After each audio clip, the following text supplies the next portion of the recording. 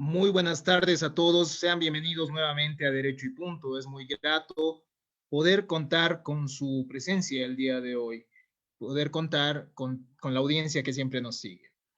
El día de hoy tenemos un conversatorio sumamente importante e interesante sobre los elementos esenciales del contrato y tenemos el gusto de presentar al profesor Vincenzo Barba.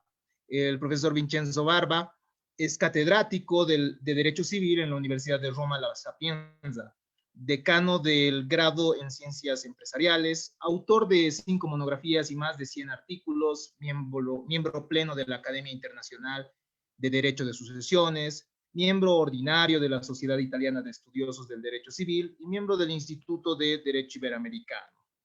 Es un gusto tenerlo el día de hoy y bueno, nosotros continuamos con ese compromiso de promover la cultura jurídica, por lo que, estimado profesor Vincenzo Barba, sea bienvenido a este espacio y el tiempo es todo suyo. Muchísimas gracias por la presentación, muchísimas gracias por la invitación, que me hace mucha ilusión y participo a ese seminario con mucho gusto.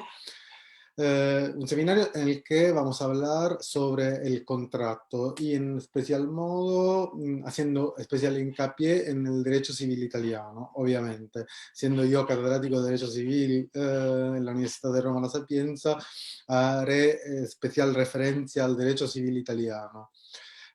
Y así tendremos que considerar el contrato. Obviamente tendré que hacer unas cuantas referencias porque siempre cuando comparamos el derecho, los derechos de los países iberoamericanos, es importante tener en cuenta el derecho civil español, ya que, como se sabe, el derecho civil español es un derecho que constituyó una referencia importante para el desarrollo de los derechos iberoamericanos, que son derechos que a mí me gustan mucho y que estudio con mucho compromiso. Así que hecha esta pequeña y sencilla introducción, voy al grano y tengo que hablar sobre los elementos esenciales del contrato, podremos decir también los requisitos del contrato. En ese sentido, la primera cosa que es importante subrayar es la sistemática del Código Civil italiano, porque, por ejemplo, es una sistemática muy diferente de la que se encuentra en el Código Civil español o, por ejemplo, en el Código Civil cubano o en el Código Civil peruano. La diferencia es que el Código Civil italiano es un Código Civil de 1942, así que no es un código muy reciente y es sobre todo un código que sufre y ha sufrido la influencia del momento histórico en el que ese Código Civil fue aprobado. Tenemos que considerar que en Italia en 1942 aún estaba vigente la monarquía y estábamos bajo el fascismo, con lo cual se dice, y efectivamente es verdad, es cierto, que el Código Civil italiano es, podríamos decir, entre comillas, hijo del fascismo. Obviamente, el hecho de que sea el hijo del fascismo no impidió a la doctrina italiana una relectura del Código Civil italiano una vez que fue aprobada la Constitución de la República Italiana, que es una Constitución de 1948. Es una Constitución que cambia mucho, diría, los principios y valores del derecho, ya que es una Constitución que se pone en el marco de las constituciones europeas larga de pleno reconocimientos de los derechos humanos, que es también, diría, la perspectiva del derecho de la Unión Europea. Así que desde 1948, más sencillamente desde el 1950, en Italia tenemos una relectura del Código Civil italiano, así que a pesar de que el Código Civil italiano permanece lo que era en 1942 cuando fue aprobado y cuando aún vigeva el fascismo, la relectura según la Constitución, una constitucionalización del derecho civil, según los derechos fundamentales de la persona, los derechos humanos, ha permitido un desarrollo de la ciencia jurídica de derecho civil que ha sido muy importante. Ahora, lo que estaba diciendo es que la sistemática del Código Civil de 1942, del Código Civil italiano, es una sistemática bastante diferente de la que se encuentra en el Código Civil español o en otros códigos civiles de Latinoamérica, porque es una sistemática diferente de la que se encuentra, porque como sistemática el derecho civil italiano toma mucho de lo que era la experiencia alemana. El código que existía antes del Código Civil Italiano de 1942, era el Código de 1865, mientras que el Código Civil de 1865 era un Código Civil que tomaba como ejemplo el Código Civil francés. En cambio el Código Civil de 1942 en Italia toma como ejemplo el derecho alemán. Y efectivamente podríamos decir que la sistemática del Código Civil italiano de 1942 es una sistemática que es bastante similar a la del Bürgerliches Gesetzbuch, o sea, del Código Civil alemán.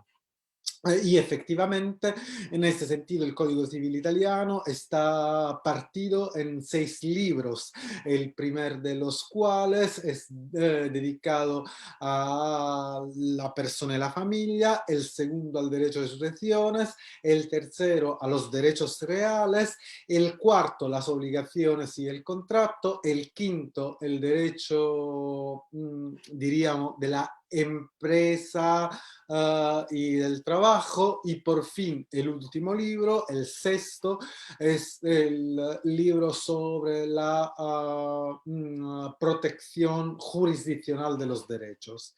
Así que la materia del contrato está regulada, se encuentra en el libro cuarto del Código Civil italiano, y en particular en este libro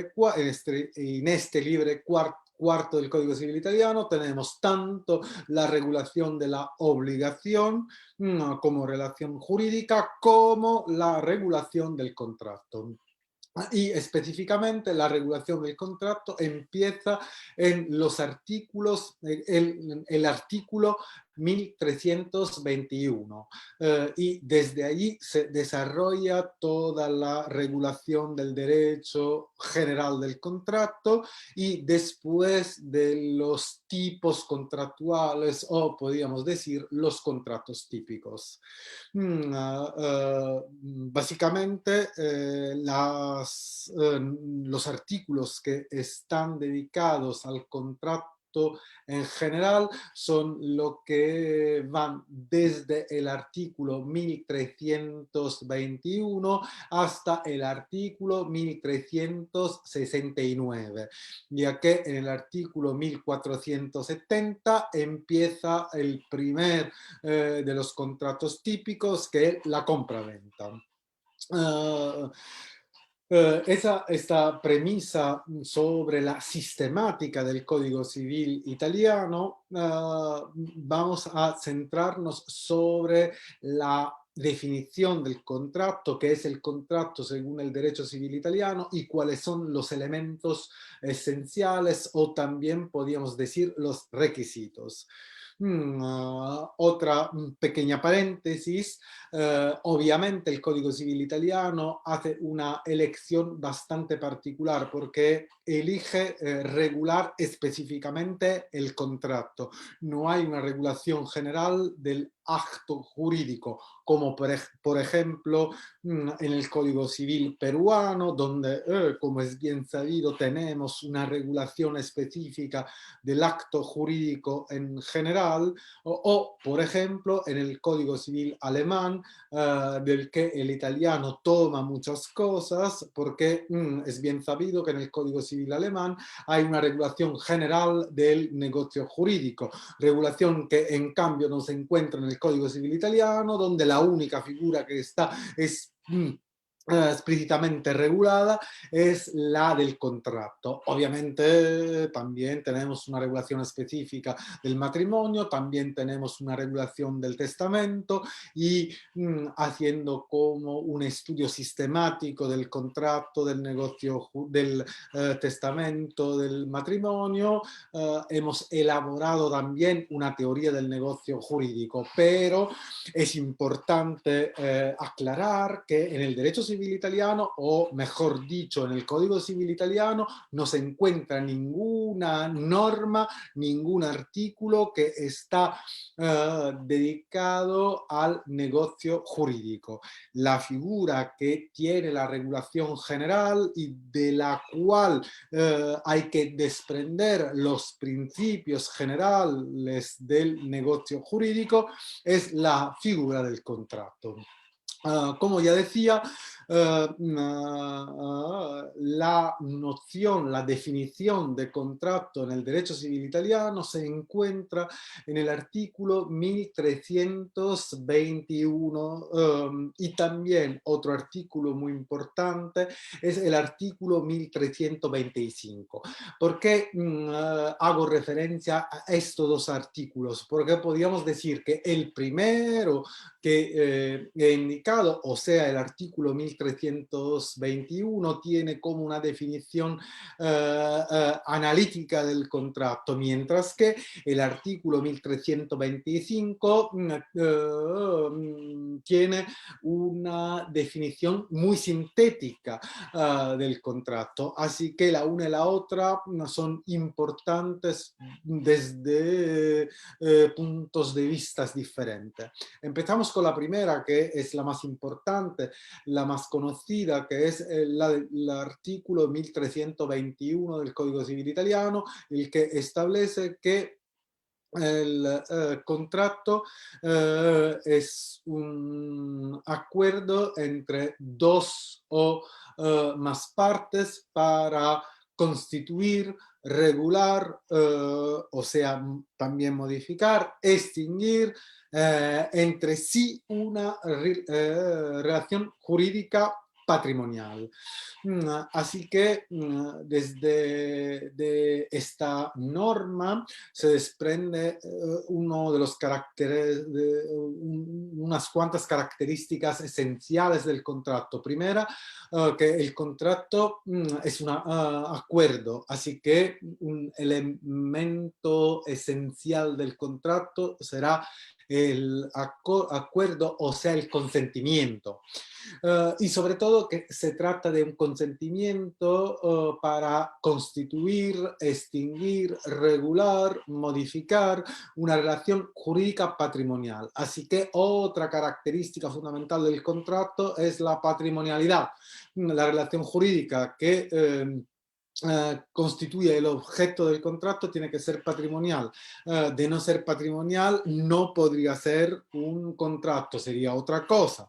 No es que en Italia no se conozcan negocios jurídicos no patrimoniales, pero los no patrimoniales, como por ejemplo los acuerdos entre los cónyuges para establecer las reglas de la vida en común, no son contratos, sino otras cosas, sino negocios jurídicos que no tienen la consideración de contrato por no tener, de no tener una regulación sobre una relación de carácter patrimonial, por ser de carácter extrapatrimonial.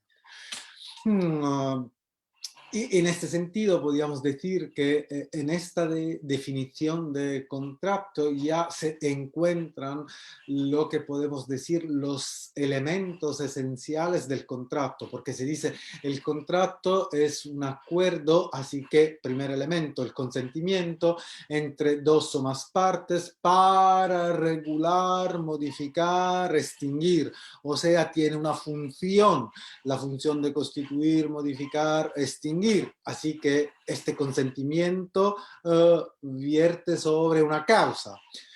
Tiene que constituir, modificar, extinguir, ¿qué? Una relación jurídica, o sea que tiene un objeto, y el objeto sería la relación jurídica patrimonial. Y en este sentido ya encontramos en la noción, definición de contrato que se encuentra en el artículo 1321 del Código Civil Italiano, los tres elementos esenciales del contrato. Primero, el consentimiento; segundo, la causa; tercero, el objeto. El contrato es, en primer lugar, consentimiento, ya que ambas las partes que puede ser dos o más de dos, según que se trate de un contrato bilateral o plurilateral, manifiesten su consentimiento. Este consentimiento sirve para una función, la función de regular, constituir o extinguir, así que tiene una causa, y por fin un objeto, o sea, una relación jurídica patrimonial. Y efectivamente, si nos vamos a centrar en el artículo 1325 del Código Civil Italiano, que ya, como decía, es otro artículo muy importante del Código Civil Italiano, porque tiene como una definición sintética del contrato según el derecho civil italiano, o sea, lo que se dice en el artículo 1321 de forma analítica se encuentra de forma sintética en el artículo 1325, ya que en el artículo 1325 básicamente se dice que son requisitos del contrato, o sea, elementos esenciales del contrato: primero, el consentimiento; segundo, la causa del contrato; tercero, el objeto del contrato; y cuarto, y esta sería como una pequeña diferencia entre el artículo 1321, que no hace ninguna diferencia a este requisito del contrato, y el artículo 1325, que en cambio hace una referencia específica, nos dice que el cuarto elemento esencial del contrato es la forma del contrato, siempre y cuando esta sea, siempre y cuando la ley requiera esa forma bajo la sanción de nulidad. O sea que no siempre la forma es un elemento esencial del contrato, sino es un elemento esencial del contrato siempre y cuando la ley establezca expresamente que un contrato o unos o más contratos tiene que hacerse en una determinata forma, o sea, por una escritura pública, un documento público o un documento privado. Así que la combinación entre el artículo 1321, que como ya decía, tiene esta definición de contrato de tipo analítico, y después el artículo 1325 del Código Civil, que tiene como una definición, diría, sintética, pero ambos coinciden, podemos individuar lo que son los elementos esenciales del contrato según el derecho civil italiano, los requisitos del contrato según el derecho civil italiano, y son el consentimiento, la causa, el objeto y por fin la causa, con la advertencia de que la causa no es siempre un requisito esencial, sino es un requisito esencial siempre y cuando la ley expresamente establezca que el contrato tiene que otorgarse con el documento público o con el documento privado, o sea, una escritura privada. Y en ese sentido podríamos decir que los contratos se pueden dividir en dos grandes categorías, y serían, por un lado, la categoría de los contratos no formales, o sea, los contratos que no requieren el uso de la forma del acto público para que sean válidos, y por otro lado, los contratos formales, o sea, los contratos en el que es necesaria la forma, o sea, el documento público, para que el contrato sea válido. Así que tenemos los contratos que podemos decir no formales, cuyos elementos esenciales son tres: el consentimiento, la causa y el objeto.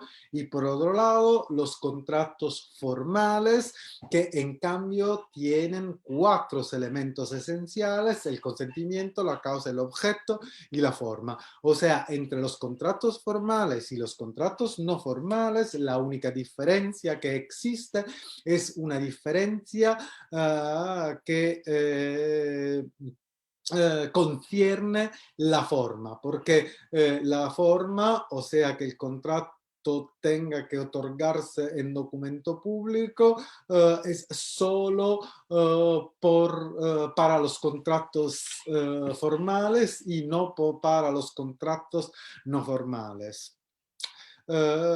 Así que podríamos decir que el contrato tiene tres elementos que siempre son esenciales, y a falta de uno de estos elementos el contrato no es válido, y son el consentimiento, la causa y el objeto. Y después un cuarto elemento que hace falta solo en los contratos formales, y es la forma, en el sentido de que el contrato tiene que otorgarse a través de una escritura, sea el documento público o también la escritura privada, ya que cuando en el Código Civil italiano se establece que la forma es un requisito esencial, se dice que la forma puede ser tanto el documento público como el documento privado. No hace falta que sea siempre un documento público, a no ser que la ley nos diga explícitamente que tiene que hacerse con el documento público. Por ejemplo, la donación en el derecho civil italiano es un contrato que requiere siempre la forma del documento público, y de esta forma no se podría hacer porque sería inválida una donación con un documento privado. Pero, por ejemplo, la compraventa de un bien inmuebles se puede hacer tanto con un documento público como con un documento privado, porque la ley no requiere el documento público como única forma posible de celebrar el contrato de compraventa de un bien inmueble.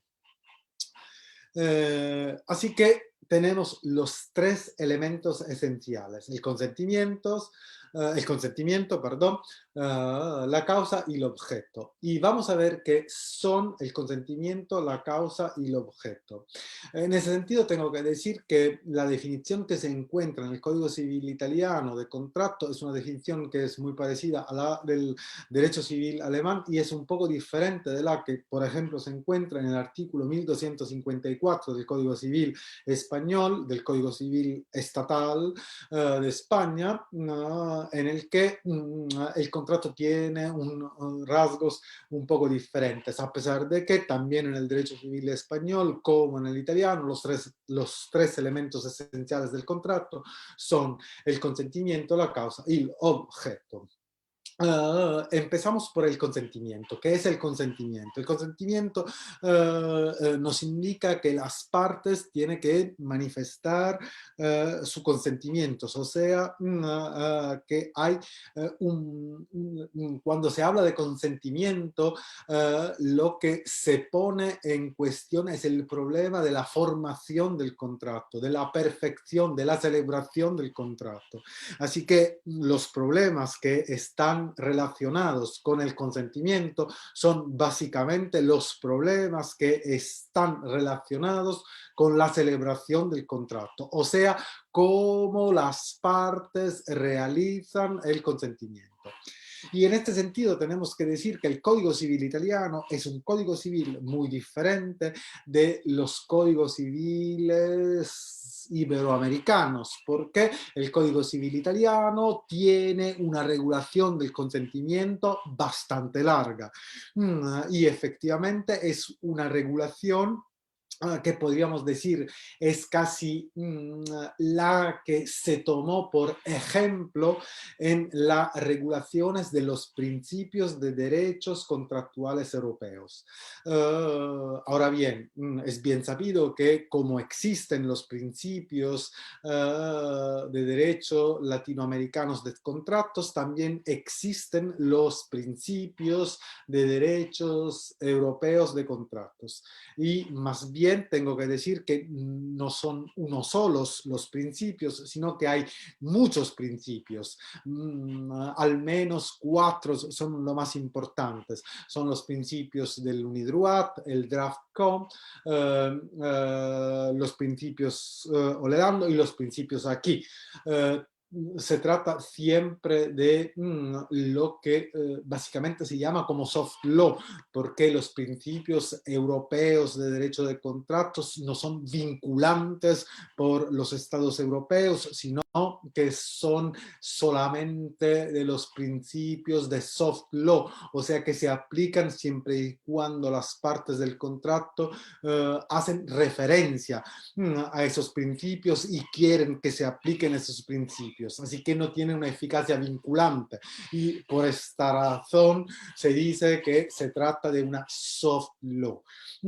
Pero tengo que decir que en todos los principios europeos de derecho de contrato, seguramente el Código Civil italiano, cuanto a la celebración del contrato, fue tomado como ejemplo, porque yo creo que es uno de los códigos europeos que tiene la regulación más larga sobre la celebración del contrato. Y efectivamente, basta con decir que la formación del contrato está regulada en el Código Civil desde el artículo 1326 del Código Civil italiano hasta el artículo 1342. O sea, del artículo 1326 hasta el artículo 1342 son todas las normas sobre el consentimiento y básicamente sirven para decir cómo se va a celebrar un contrato, cuál es el comportamiento que las partes tienen que tener durante la celebración del contrato y así fijar la que es la responsabilidad precontractual si las partes actúan en contra del principio general de buena fe y por fin que queda dentro la regulación, dentro del consentimiento de las partes.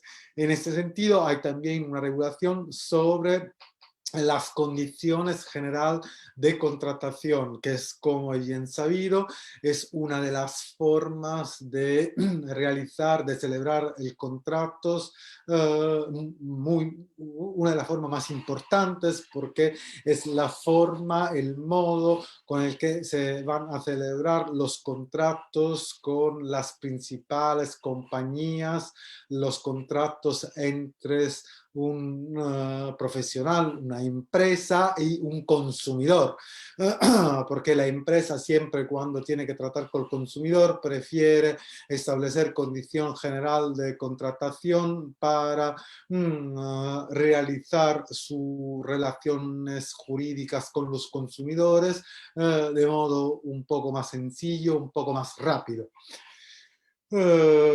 Toda esta son la regulación del consentimiento. ¿Qué tengo que decir? La primera cosa que es importante es que el derecho civil italiano básicamente adopta el principio del,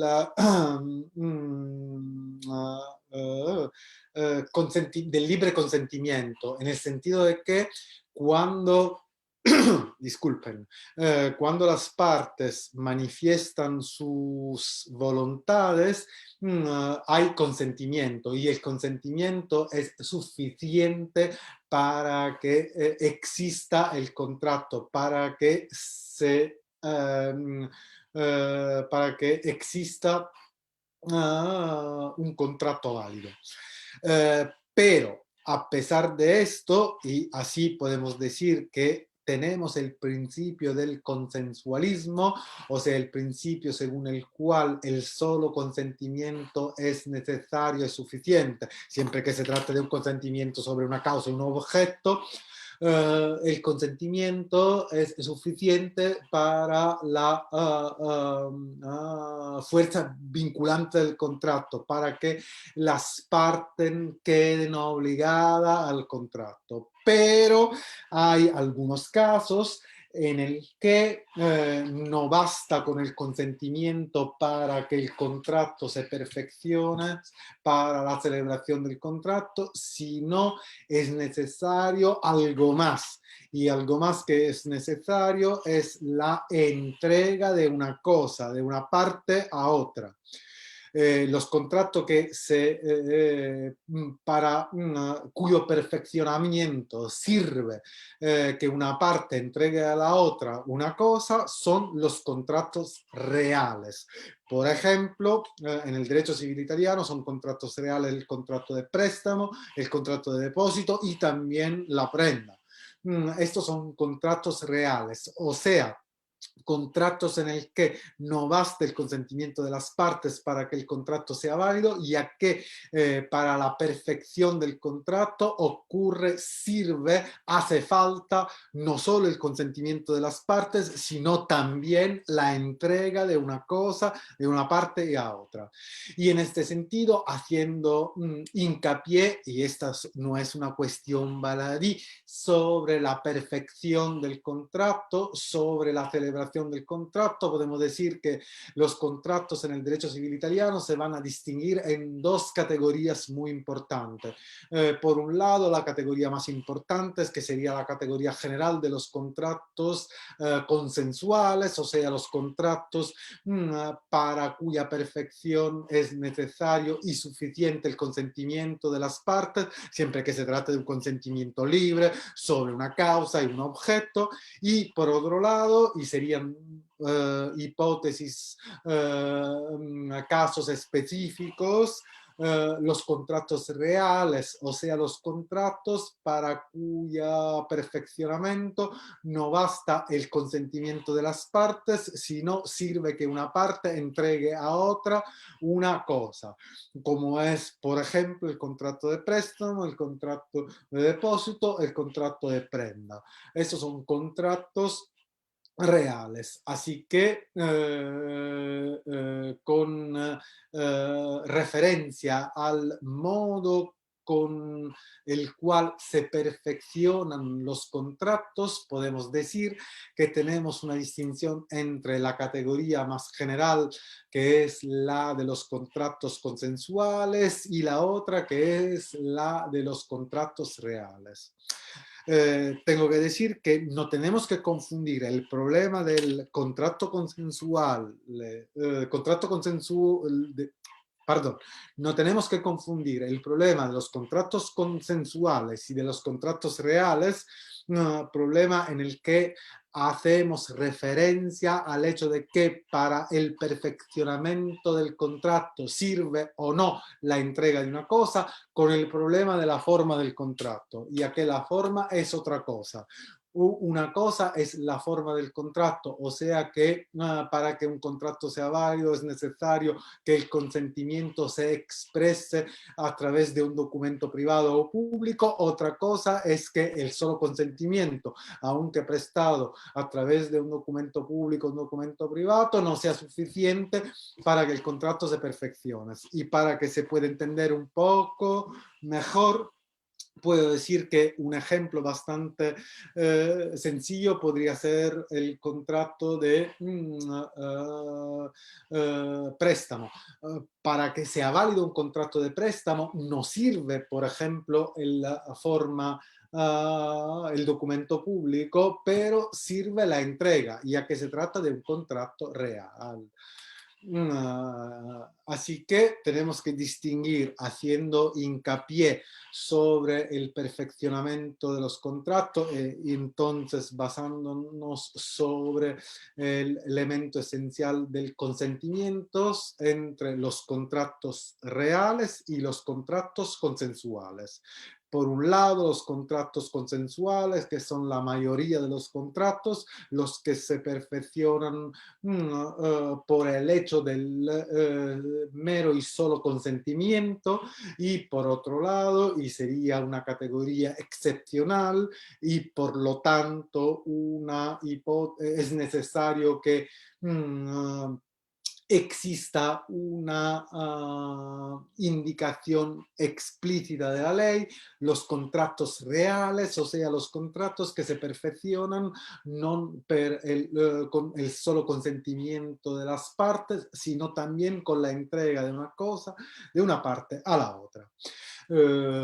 Aún haciendo referencia al consentimiento, creo que es importante precisar que los contratos, cuanto al modo con el que se perfeccionan, se pueden distinguir en otras dos categorías, según que se trate de contratos individuales o contratos generales. Serían contratos con los consumidores, porque generalmente los contratos individuales se perfeccionan cuando hay el intercambio de una propuesta, o sea, de una oferta y una aceptación. Y básicamente el contrato se perfecciona cuando el que ha hecho la oferta conoce la aceptación por la otra parte. En cambio, tenemos también los contratos que se perfeccionan a través de las condiciones general de contratación, en los que una parte es la que redacta las condiciones generales de contratos, y estas condiciones son eficaces también por la otra, que simplemente adhiere a la oferta y a las condiciones predispuestas por unas solas partes. Ambas partes durante la celebración del contrato tienen que actuar según buena fe. Así que un principio básico fundamental es el principio de comportarse según buena fe. En ese sentido se hace referencia a la buena fe no subjetiva, sino como buena fe objetiva. Y esto significaría el actuar comportándose en el respeto de los estándares de buen comportamiento correcto, que no haya ninguna falta de corrección. Y en ese sentido, si hay una violación del principio de buena fe, o sea, si una parte durante la celebración del contrato actúa de mala fe, en este caso surge la responsabilidad precontractual. Y la característica más importante de la responsabilidad precontractual es que la indemnización es la indemnización de daños y perjuicios según el interés negativo, o sea, el interés de la parte de no ser involucrada en un trato que no puede llevar a cabo un contrato.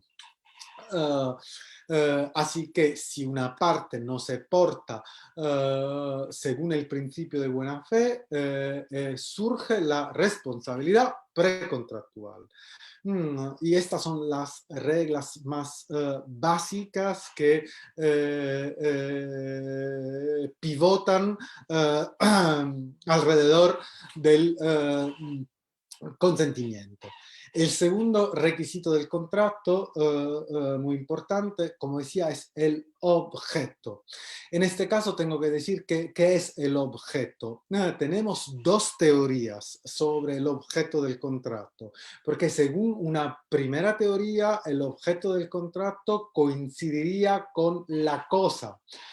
Y esta también yo creo que podría considerarse la postura típica del derecho español estatal. Si vamos a leer el artículo 1272 del Código Civil español, vamos a entender que entiende el objeto del contrato como la cosa objeto del contrato. Y en ese sentido, nos dice que la cosa tiene que ser posible, lícita y determinada o determinable. Esta sería una prima teoría en Italia sobre el objeto, o sea, una teoría según la cual el objeto del contrato coincide con la cosa objeto del contrato. Esta teoría, que antes era la teoría mayoritaria, ahora parece que es un poco minoritaria, porque también la jurisprudencia italiana aboga por otra teoría, y sería la teoría del objeto del contrato como contenido del contrato. Cuando se hace referencia al objeto, se dice que el objeto no es la cosa en sí misma, sino el contenido del contrato. Y en este sentido sería también un poco más claro en qué sentido el objeto del contrato tiene que ser posible, lícito y determinado o determinable. Al fin y al cabo, si vamos a pensar que el objeto es una cosa en sí misma no puede que, siempre tiene que ser posible. Y sobre todo, ¿cómo puede una cosa ser ilícita? La cosa en sí misma no puede ser ni posible ni imposible, ni lícita ni ilícita, ni tampoco determinada o indeterminada. En cambio, si decimos que el objeto del contrato es el contenido del contrato, yo creo que queda un poco más claro el sentido. ¿Qué es el objeto del contrato? El objeto del contrato sería el contenido del contrato, o sea, la regulación que las partes quieren hacer. Y en ese sentido es bastante sencillo entender en qué sentido el contenido del contrato, que es el objeto del contrato, tiene que ser posible, porque tiene que ser un contenido posible en el sentido de que las partes pueden realizar aquel contenido que ellos programan en el contrato, tiene que ser lícito en el sentido de que no tiene que estar en contra de una norma imperativa, del orden público o de la moral, y por fin tiene que ser determinado o determinable en el sentido de que, a no ser que no sea ya determinado, existen criterios para que se pueda determinar claramente el contenido del contrato. Así que mientras que diría hasta los años 90, la teoría más mayoritaria sobre qué es el objeto del contrato era la teoría según la cual el objeto sería la cosa. Ahora la doctrina y también la jurisprudencia italiana, y tenemos en los últimos 5 años muchas sentencias del Tribunal Supremo, o sea, la Corte de Casación, ya que en derecho italiano el Tribunal Supremo sería básicamente la Corte de Casación, muchas sentencias de la Corte de Casación que abogan por la teoría del contenido del objeto del contrato como del contenido del contrato. Tengo también que decir que hay muchos autores que también dicen, haciendo como una combinación de ambas teorías, que cuando se habla del objeto del contrato tenemos que distinguir entre un objeto mediato y un objeto inmediato. Y en ese sentido, el objeto inmediato sería el contenido del contrato, mientras que en cambio el objeto mediado sería la cosa objeto del contrato. Como decía, el objeto del contrato tiene que ser lícito, posible y determinado. Y por fin, el tercer requisito del contrato, que es la causa. ¿Qué es la causa?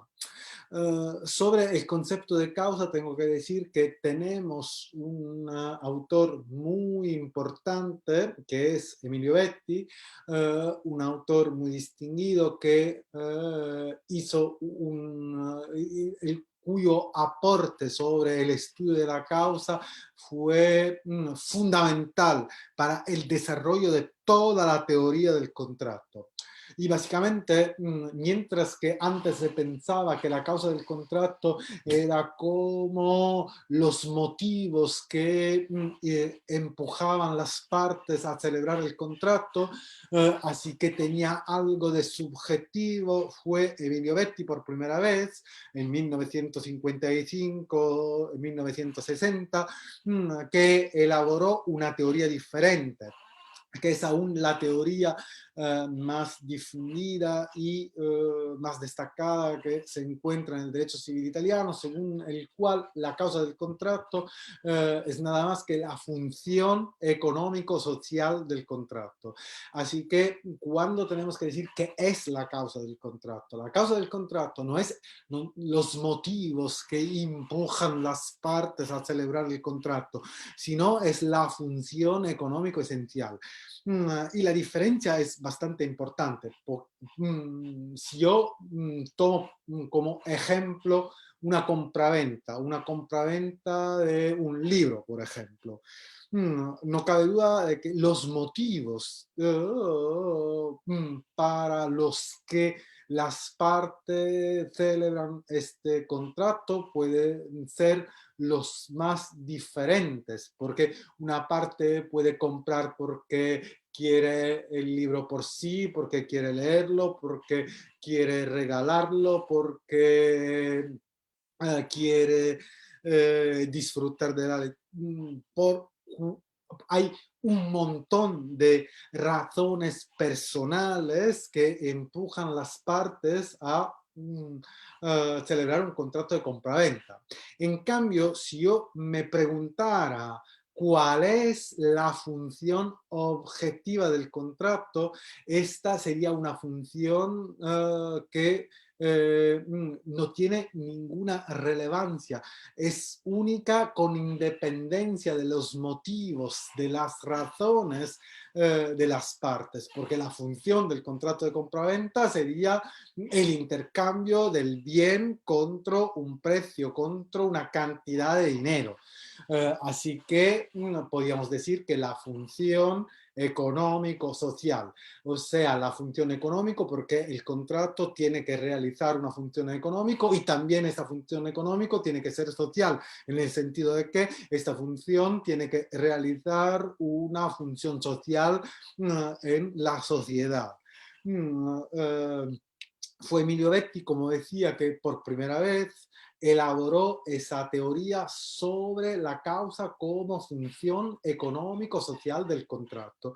Y aún se sigue como la teoría más importante, a pesar de que en los últimos años se ha dicho que es verdad que la causa tiene que tener rasgos objetivos, en el sentido de que no se puede confundir con los motivos que han empujado las partes a celebrar el contrato, pero no puede ser absolutamente abstracta y que no tenga en cuenta cuáles son los intereses que las partes en cada contrato quieren realizar. Y en este sentido se dice que ahora la causa es la función económica social individual. ¿Qué significa esto social individual? En el sentido, la función social como la función que generalmente realiza el contrato, pero considerando los intereses concretos que las partes de aquel contrato, de cada contrato, quieren realizar. Y en este sentido se da como un matiz un poco subjetivo que sirve sobre todo para que se entienda que la función no es solo la función abstracta, sino es la función de aquel contrato, de cada contrato en relación con los intereses de las partes que lo han celebrado. Así que si tengo que decir cuál es una definición que hoy en día es la más difundida de causa del contrato, diría que la causa del contrato es la función económico individual del contrato. Y en este sentido es una función que tiene un carácter objetivo, pero a pesar de que es la función que tiene el carácter objetivo, es también individual, en el sentido de que no es la función abstracta y ya está, sino es la función que en el concreto las partes quieren realizar. Y cuando damos este matiz individual, subjetivo a la causa, esto nos permite de evaluar si un contrato tiene una causa ilícita, porque ahora bien, la causa tiene que ser lícita, o sea, tiene que ser conforme de acuerdo con la norma imperativa, el orden público y la moral. Y en el sentido de que si está en contra, si es ilícita, el contrato es nulo. Si la causa fuera solo y exclusivamente una función económica individual, no cabe duda de que cada contrato típico no podría que tener una causa lícita. En cambio, cuando nosotros decimos que el contrato tiene, que la causa del contrato es la función económico individual, con ese individual que da un matiz es un poco subjetivo, yo diría que da un toque de color subjetivo a la causa, que es, por supuesto, objetiva, pero con este matiz subjetivo podemos distinguir entre un contrato que tiene una causa ilícita y uno que no la tiene. Porque, por ejemplo, si las partes realizan un contrato de compraventa, según cuáles son los intereses y así según los matices de los intereses concretos que las partes realizan con cada contrato, se puede establecer cuando estamos delante una causa lícita y una causa ilícita. Y con esto voy a finalizar este curso recordando que los elementos esenciales son tres: el consentimiento, el objeto y la causa. El consentimiento de las partes, el objeto que puede ser tanto la cosa, más bien el objeto, y la causa que es la función económico individual. Quedo pendiente de preguntas si la hay, y muchísimas gracias otra vez más a Derecho y Punto por la invitación y por la ocasión que me ha brindado de compartir con vosotros esta clase. Muchísimas gracias. Muchísimas gracias a ti, estimado Vincenzo. Y efectivamente se han ido generando varias preguntas, tanto en el canal de Facebook como también en grupos de WhatsApp. Tenemos algunas de ellas que te voy mencionando. La primera pregunta es de Verónica Villagra. Ella nos dice: doctor, buenas tardes. Un gusto escucharlo. ¿El consentimiento debe ser tácito o expreso para su validez y eficacia ante un posible posterior proceso por algún conflicto? Esa es la primera pregunta. Contesto. Vale, tiene razón en hacerme esa pregunta porque desde este punto de vista no ha sido para nada claro. Así que voy a aclarar. No cabe duda de que el consentimiento se puede expresar, así es que las partes pueden expresar su consentimiento tanto de modo expreso como de modo implícito.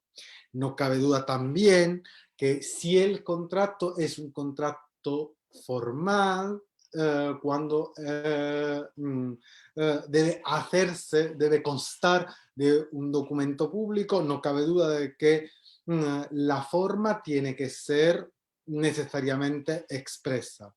Así que yo diría que es importante diferenciar. Los contratos no formales se pueden hacer tanto oralmente con una declaración expresa como con una declaración tácita. En cambio, los contratos formales, como tienen que hacerse a través de, tienes que otorgarse con un documento público o privado, tiene que hacerse necesariamente con una declaración explícita y también escrita. Otro y diferente es el problema de la prueba en el proceso. No cabe duda, un jurista italiano muy distinguido, importante, que era Carnelutti, que creo que todo el mundo conoce, decía que la reina del derecho es la prueba. Así que no cabe duda de que si las partes han celebrado el contrato con una declaraciones implícitas, o sea, que no hay declaraciones expresas y sobre todo que no conste ningún documento público o privado en el que resulte el consentimiento de las partes, hay que probar que el consentimiento, que las partes dieron su consentimiento. Y en este caso tenemos que probarlo y podemos probarlo con un testigo, por ejemplo. Pero es un problema diferente. Obviamente, si estamos delante de contratos formales, no cabe duda que como deben constar de un acto público, si no consta del acto público, el contrato es nulo. Así que si faltara el documento público o el documento privado, el contrato sería nulo. Y ya está. Espero que haya sido claro. Muchísimas gracias, fue muy claro. Tenemos otra pregunta que nos dice lo siguiente. ¿Cómo podemos diferenciar la causa del objeto y de la voluntad? Concretamente, considerando la perspectiva de Betty que ha sido expuesta. Muy bien, muy bien.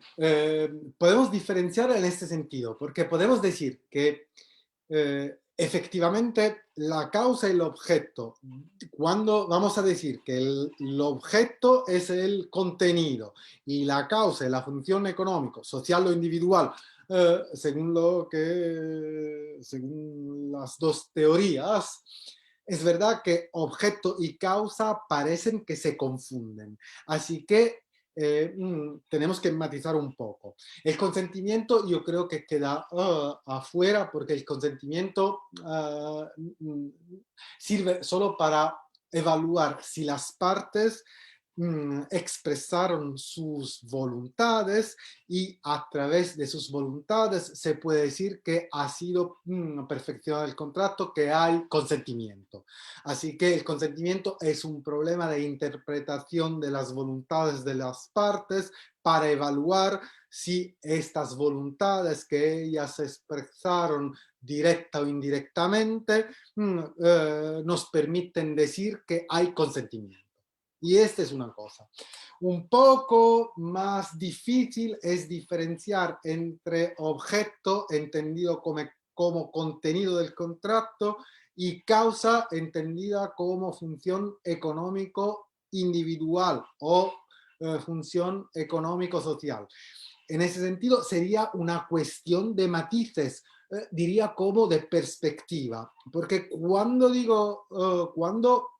me centro en el objeto, es como si me centrara en el contenido desde una perspectiva objetiva que hace referencia a la regulación de los intereses que las partes quiere realizar. En cambio, cuando hago referencia a la causa, me pongo en una perspectiva funcional.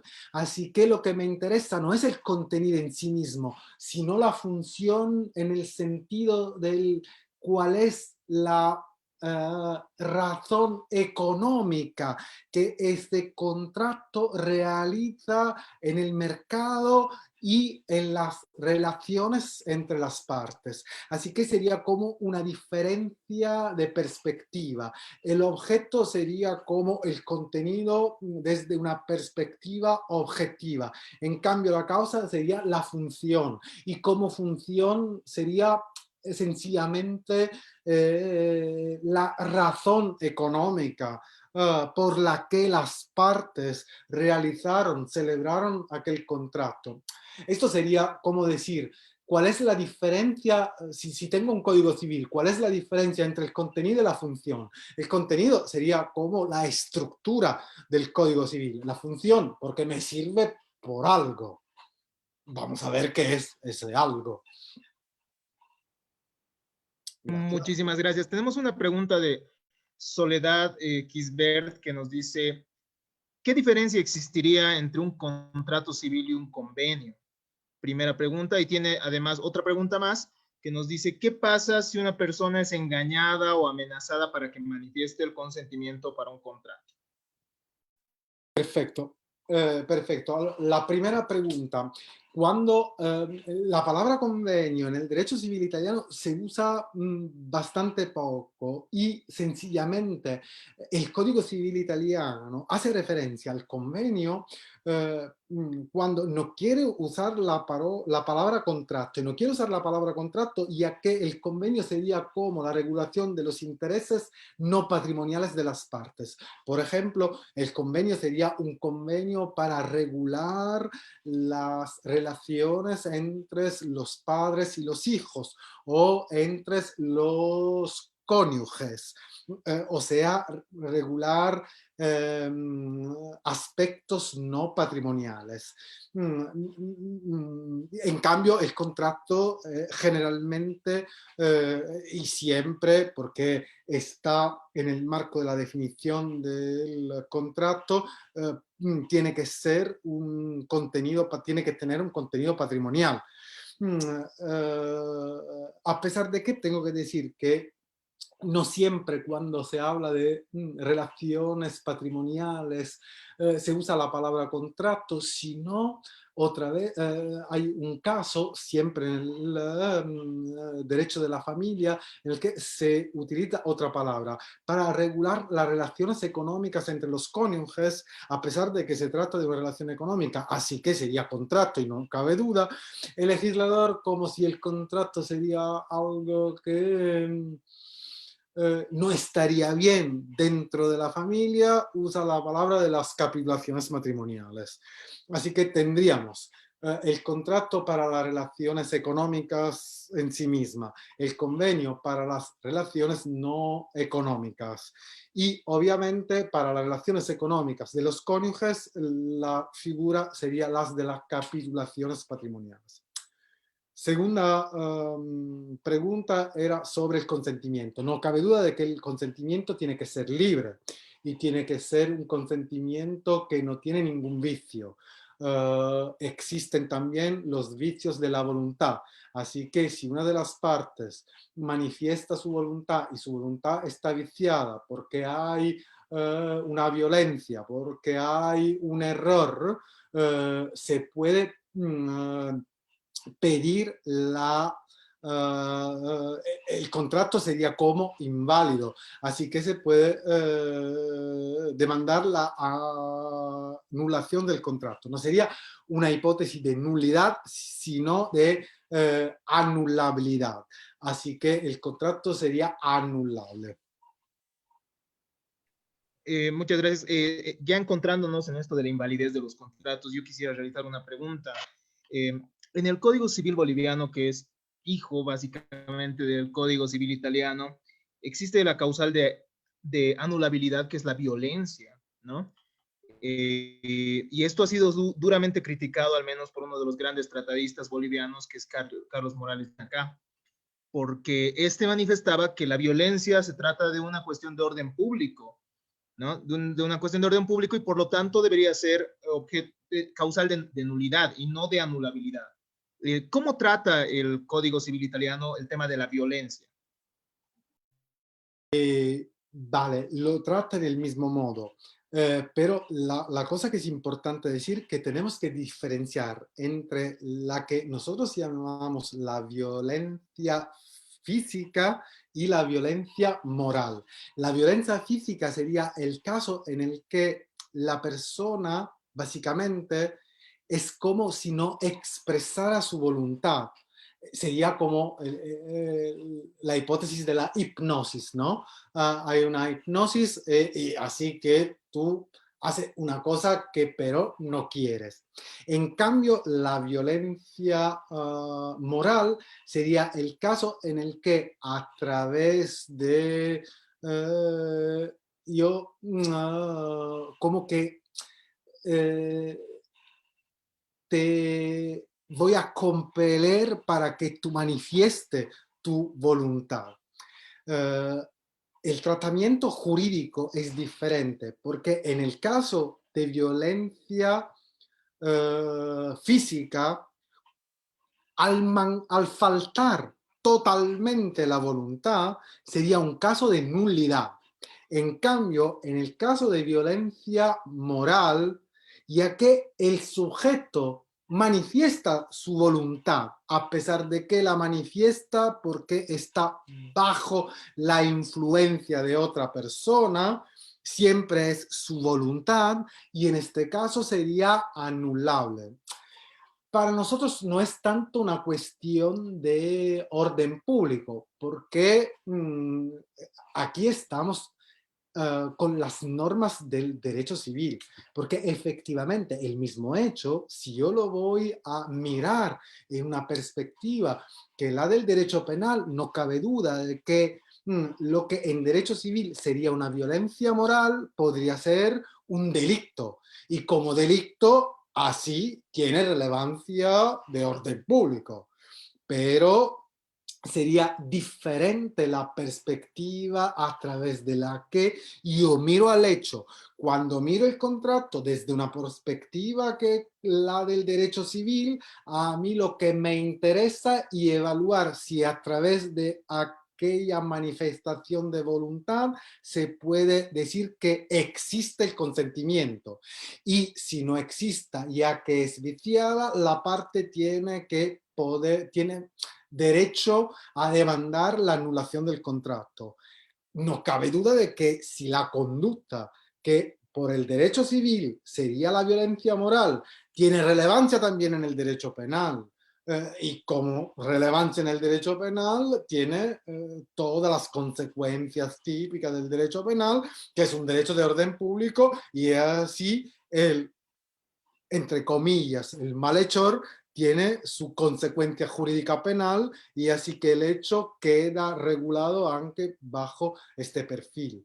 Pero sería como diferenciar. Yo comparto la idea que hay una interferencia, que existe una cuestión de orden público, pero no por eso tenemos que decir que siempre es nulo. También porque las partes, la parte que, cuyo consentimiento es viciado por la violencia, puede tener interés en conservar el contrato y no en pedir la anulación, sino pedir, por ejemplo, una indemnización de daños y perjuicios. En cambio, si diríamos que fuera nulo, no quedaría esta posibilidad.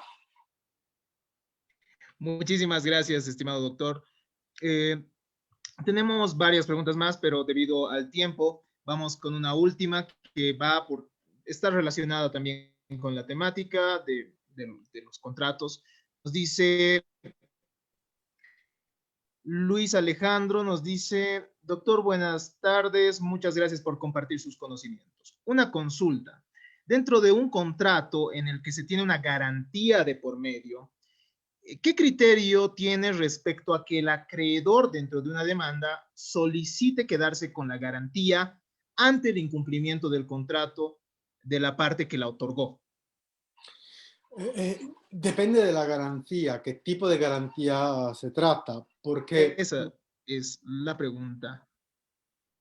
sí, yo diría que depende de la garantía. No cabe duda de que las partes pueden pactar lo que sea dentro del contrato, porque las partes tienen la libertad de establecer libremente, dentro de los límites de la ley, el contenido del contrato y así pactar, en el caso del incumplimiento, una garantía.